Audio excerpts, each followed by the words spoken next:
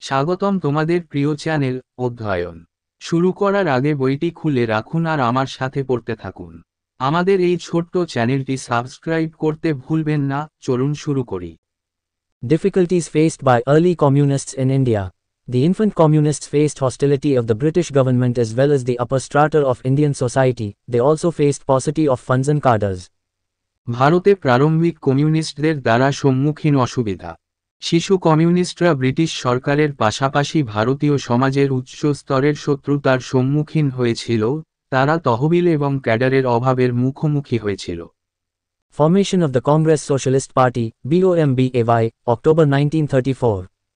During 1930-34, the initial moves towards formation of a socialist party were made in jails by a group of young congressmen disenchanted with the politics of Gandhi as well as the communists. Consequently, in 1931, the Bihar Socialist Party was formed by J.P. Narayan and Phulan Prasad Verma. In September 1933, the Punjab Socialist Party was formed. Congress socialist পার্টির গঠন Bombay, October 1934। 1930 থেকে 34 সালের মধ্যে গান্ধী ও কমিউনিস্টদের রাজনীতির প্রতি বিরাগভাজন তরুণ কংগ্রেসম্যানদের একটি দল জেলে একটি সমাজতান্ত্রিক দল গঠনের দিকে প্রাথমিক পদক্ষেপ নিয়েছিল। ফলস্বরূপ 1931 সালে জেপি নারায়ণ এবং ফুলন প্রসাদ ভার্মা দ্বারা বিহার সমাজতান্ত্রিক দল গঠিত হয়েছিল। 1933 সালের সেপ্টেম্বরে পাঞ্জাব সোশ্যালিস্ট পার্টি গঠিত হয়। In 1934, after the suspension of the civil disobedience movement, a section of congressmen took to council politics. At this point, the Congress Socialists wanted to form a socialist party within the Congress to prevent the loss of revolutionary character of the Congress due to council entry. Thus, in May 1934, at Patna, the first All India Congress Socialists Conference was convened by Jayaprakash Narayan and was presided by Acharya Narendra Dev. The conference passed a resolution asking the Congress to adopt a socialist program. Henceforth, the Congress Socialists made great efforts in organizing an All India Congress Socialist Party. 1934 সালে আইন অমান্য আন্দোলন স্থগিত হওয়ার পর কংগ্রেসম্যানদের একটি অংশ কাউন্সিলের রাজনীতিতে নেমেছিল।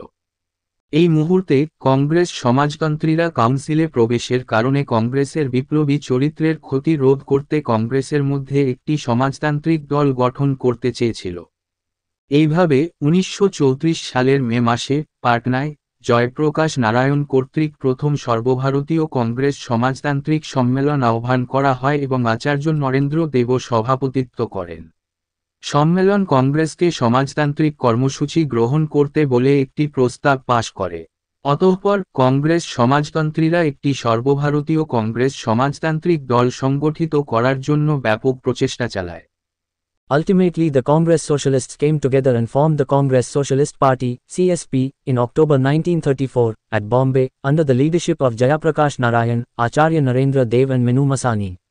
The first annual session of the All India Congress Socialist Party was held under the presidentship of Sampurnananda. Congress Socialists Nehru and Bose did not join the CSP.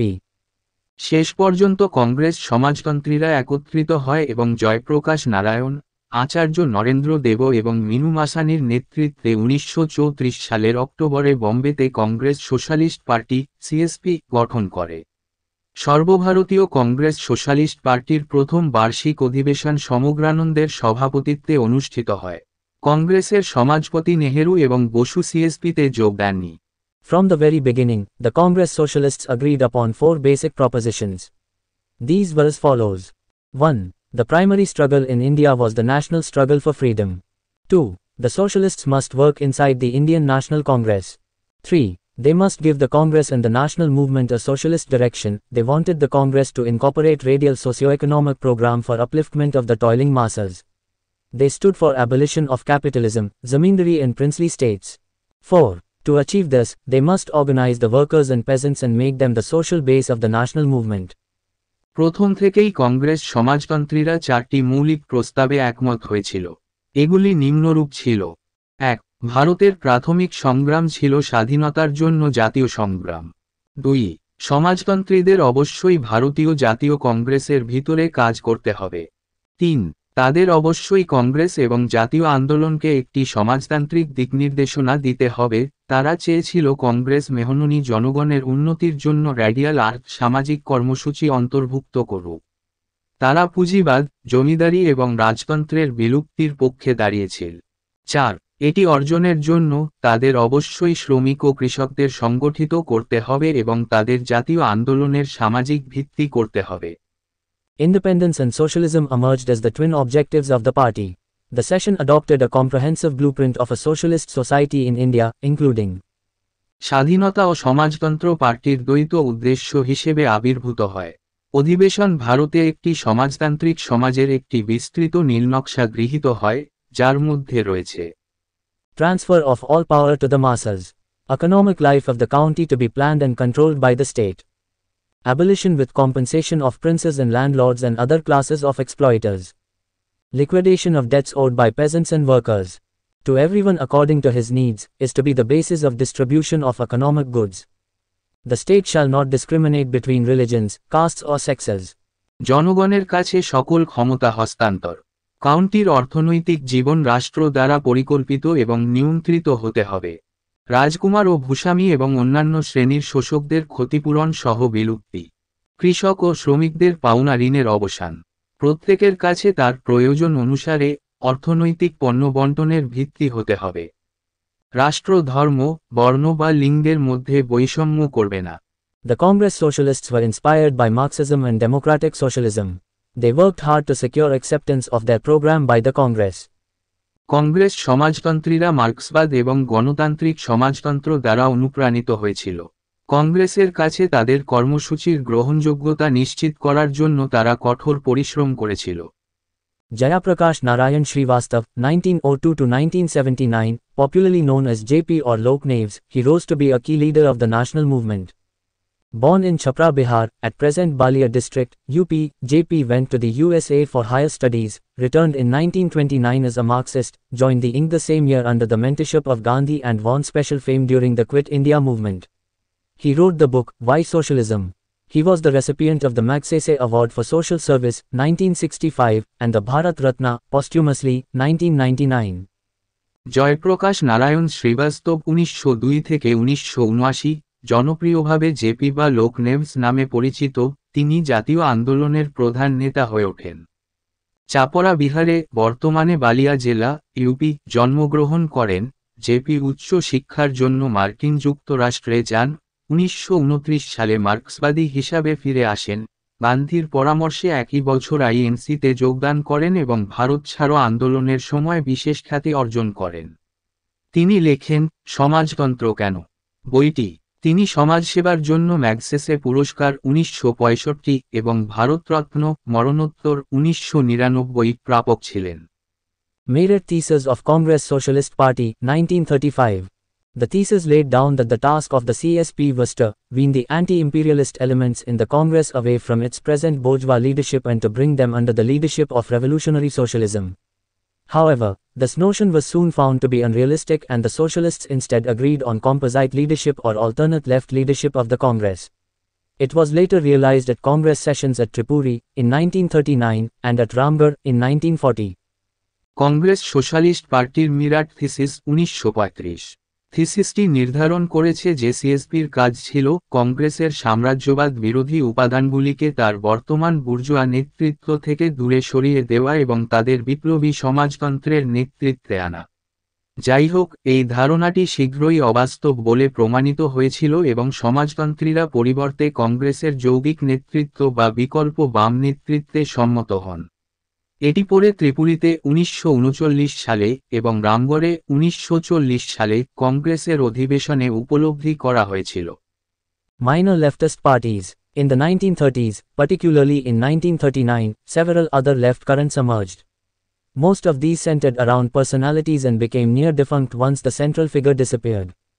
ছোট বামপন্থী দল 1930 এর দশকে, বিশেষ করে 1939 সালে, আরও কয়েকটি বাম স্রোত আবির্ভূত হয়েছিল। এর বেশিরভাগই ব্যক্তিত্বকে কেন্দ্র করে এবং কেন্দ্রীয় ব্যক্তিত্ব অদৃশ্য হয়ে গেলে প্রায় বিলুপ্ত হয়ে যায়। The Forward Bloc, 1939. Subhash Chandra Bose and his followers founded the Forward Bloc after Bose was forced to resign from the presidentship of the Congress owing to differences with Gandhi. Bose opposed the Congress attitude of cooperation with the British war effort and went abroad to seek military help to fight the British in India. Forward block 1939।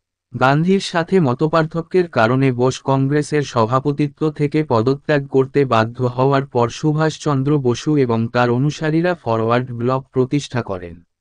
Basu British যুদ্ধ প্রচেষ্টার সাথে সহযোগিতার কংগ্রেসের মনোভাবের বিরোধিতা করেন এবং ভারতে ব্রিটিশদের বিরুদ্ধে যুদ্ধ করার জন্য সামরিক সাহায্য চাইতে বিদেশে যান। Revolutionary Socialist Party, 1940. The party stood for violent overthrow of British imperialism and establishment of socialism in India.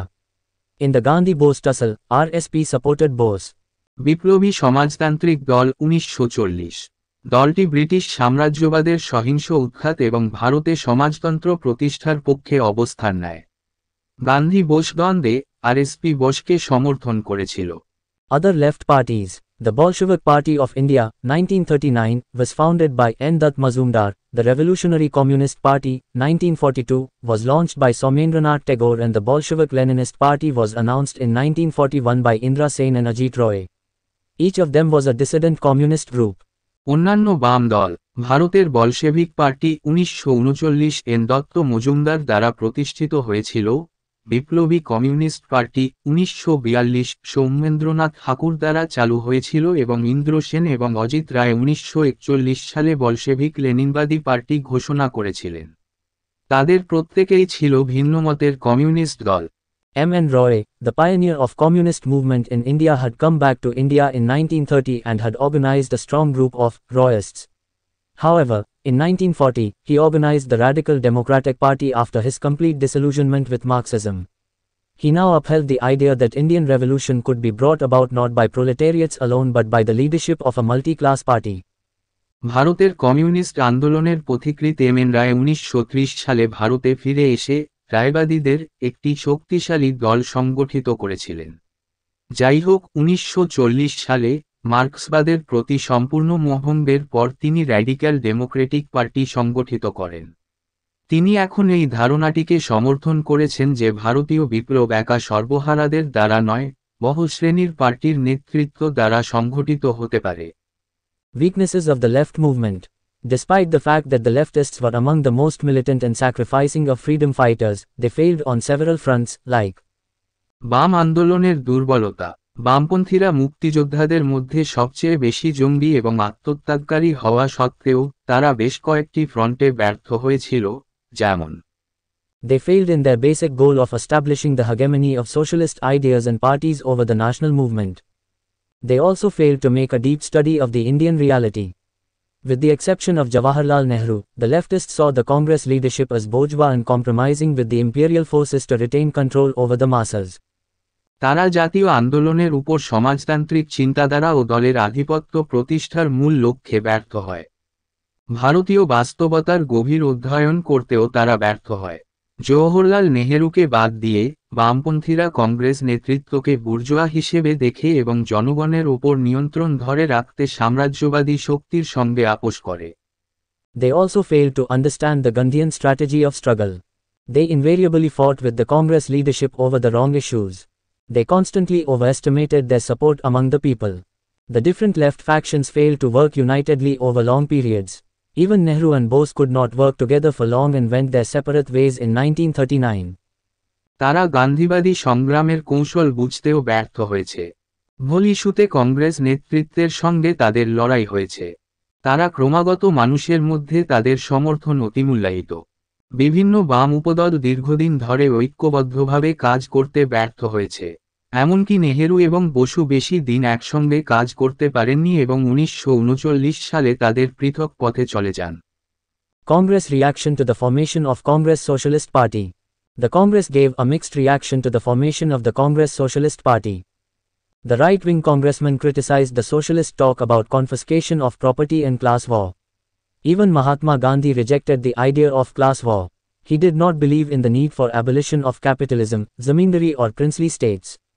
What he advocated was the need for a change of heart in the capitalist, zamindars and the princes so that they considered themselves not as owners but as trustees for their workers, tenants and subjects. Congress socialist party গঠনে কংগ্রেসের প্রতিক্রিয়া। কংগ্রেস সমাজতান্ত্রিক দল গঠন নিয়ে মিশ্র প্রতিক্রিয়া দিয়েছে কংগ্রেস।